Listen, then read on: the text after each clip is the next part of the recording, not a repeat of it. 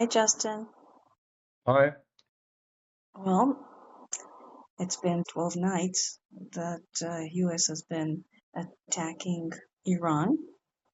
Hello, listeners. If you haven't subscribed yet, now is the time. Subscribe to Middle East Unfiltered and join us for more unfiltered takes on the Middle East. Like the video if you want more honest content, and comment below what topic should we cover next. Well, Trump says they've been hitting Iran every day for 12 nights straight. And apparently, not too long ago, at a campaign rally, Trump was saying that the Islamic Republic of Iran are being hit very, very hard by the United States. Mm-hmm. So I can just read a brief of the latest, and then we can go through it. Okay, let's get into it. US-Iran military escalations, as we said. The US strikes on Iran. Washington has bombed Iranian targets for 12 straight nights, hitting areas near Bushehr, Avaz, and Shalmakeh border crossing, resulting in reported casualties on the Iranian side. There's been the Iranian retaliations. The IRGC has targeted US military assets and installations across Kuwait, Bahrain, and Jordan. And again, very sad. We know that there were casualties in Jordan. Some US soldiers lost their lives. And then in the strategic Strait of Hormuz, a maritime choke point for global oil, Iran is continuously striking vessels and setting them ablaze, and people are losing their lives there as well. The Houthis are now coming into it again more and more, and the Houthis launched drones and missile strikes on some Saudi oil tankers. I believe that the Saudis have responded. The Houthi response again is based on Iran requesting the Houthis to join in to shut down the Bab el-Mandeb Strait. So the two straits now, Bab el-Mandeb and the Strait of Hormuz. What do you thought about the whole ordeal between the States and Iran? I think that America is not being hard enough on the Iranians. I think that Trump also mentioned in that same rally, he talked about a skirmish with Iran, meaning there's almost like a tolerable level of retaliation from Iran. And that's completely wrong. America should never tolerate any response from Iran. They should make an absolute demand, so an ultimatum, for instance. They should demand of the Iranians that they will disarm, they will get rid of the nuclear enriched uranium that they have, they will dismantle their nuclear facilities, they will give up their ballistic missile program, they will stop funding their proxies, dismantle their proxies as well, because that's also got to happen, the dismantling and disarming of all their proxies across the region. And the United States needs to be firm on that. They need to make it an ultimatum demand to Iran and explain to them that America has the capacity to do to Iran what it did to Japan. And I think that if America doesn't do that, and they continue down the road of saying skirmishes, then I think that America is not sitting in the seat of power. Iran is basically driving the conflict forward, and that's exactly what they want. They hold the upper hand in this regard. The way I see it, the Iranians, and I say the Iranians, not just the IRGC, they will never give up on having nuclear weapon, ballistic missiles, Strait of Hormuz, and I think that was a big mistake that Trump made, allowing this to happen. And now there is another mistake. I don't know if you heard about Saudi Arabia, right? That Saudis, they want to have a nuclear bomb, and Trump is basically put a condition that they can do that only if they go and be part of Abraham Accords. I don't know if you heard it. Did you? Well, I heard it. There is discussion about what they call the 1-2-3 agreement between the United States and America.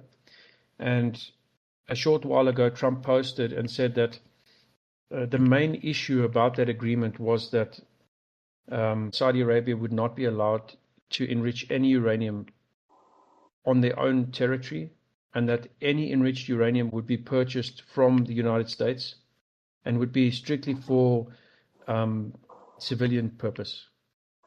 Because the moment that Saudi Arabia is given the green light to enrich uranium, meaning they can have centrifuges, then you open up the door for Saudi Arabia to have their own nuclear enrichment, which is the path that the North Koreans took and the path that Iran took.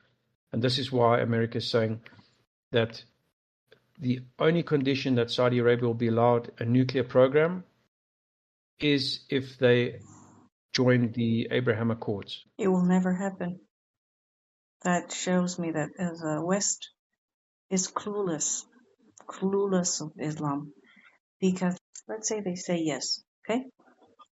There is always that thing that they lie in deceit, taqiyya, right? If you remember the Hudaybiyah, what Muhammad did, he didn't wait for 10 years, not even for 3 years. After 2 years, he slaughtered everybody, all his enemies, okay? The ones he signed an agreement with. Number 2, they will never acknowledge Israel. They will never acknowledge Israel with Jerusalem as its capital city, the whole of Jerusalem, because I know that they want the east of Jerusalem. But this is how they start. They want a little and then a little. If you give them, they will take the whole hand. So it will never happen. Never. I've got a question. Is there really such a thing, enriching uranium for civilian purposes? There is, Uh-huh. but up to low level enrichment exists. It's what you need in order to operate a nuclear plant. But the moment that you introduce centrifuges into the equation, meaning once a country purchases centrifuges and puts them on their territory, and they say that they are only enriching up to the levels needed for a peaceful nuclear program, you would need to have the IAEA step in, and you would need them to do verification on that.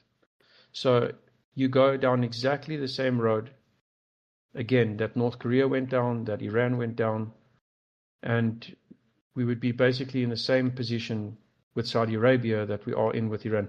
And Saudi Arabia would go down that road, basically sending the entire region into a nuclear arms race. And I think that this is what is trying to be avoided from the American side. But will the Americans be able to stop the Saudis from acquiring centrifuges or from agreeing to Abraham Accords without the requirement of low-level enrichment purchases from outside of Saudi Arabia? I don't know. You mentioned about the cult, and the issue with that is the emerging local alliance that is forming between Saudi Arabia, Turkey, and Pakistan, and then broader than that, bringing in countries like Egypt. This axis that is forming as well, this Sunni axis that is forming, if you already have Pakistan that's a nuclear armed nation, and you start Saudi Arabia down this road, then Saudi Arabia doesn't necessarily need the enrichment on its own territory. It can easily acquire it from Pakistan. And again, this is something that I think the Americans can see, but whether the Americans will stop this from taking place or enter into another bad deal with Saudi Arabia, this is where we are today. Yeah, it's amazing that Pakistan was the mediator between America and Iran, and this is a country itself that wants to be the next threat.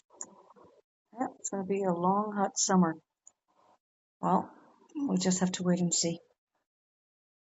We have to wait and see, but it's a very, very difficult position that the Americans are placing themselves in, because they have the means to deal with it correctly, and for some reason they're choosing not to. They're still choosing the diplomatic angle. And so long as they maintain the position that there's something to negotiate with the Iranians, then the Iranians maintain leverage in multiple arenas. Global oil, Strait of Hormuz, and outlasting the American administration. The way that I see it, the Americans should have taken Hog Island below the oil fields. That's what I said, if you remember, back then when we had the Rising Lion operation and Roaring Lion, take down the oil fields, bomb everything, because this is the key. Once the Iranian don't have the oil fields, and I don't care what Pahlavi or whatever, or some psyop is saying that the oil fields belong to the Iranian people, we know exactly where they stand, the Iranian people. They need to blow up the oil fields, blow up all the bridges, blow up every mountain, everything, everything. Don't feel sorry for no one, because if you feel sorry on these people that want to kill you, basically you're helping them. You're helping them succeed in killing you. This is the Middle East, so you have to be strong. You have to show strength. Not like having like this war, like you said, it's like it's almost like a war of attrition. Like on and on. One time I bomb you, next time you bomb me. Just do it once and for all. That's it. And then all the other Muslim countries will see who is the most powerful one here. This is the only way. The only way.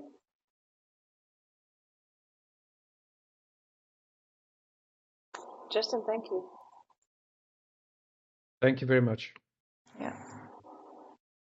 God bless Israel. God bless America.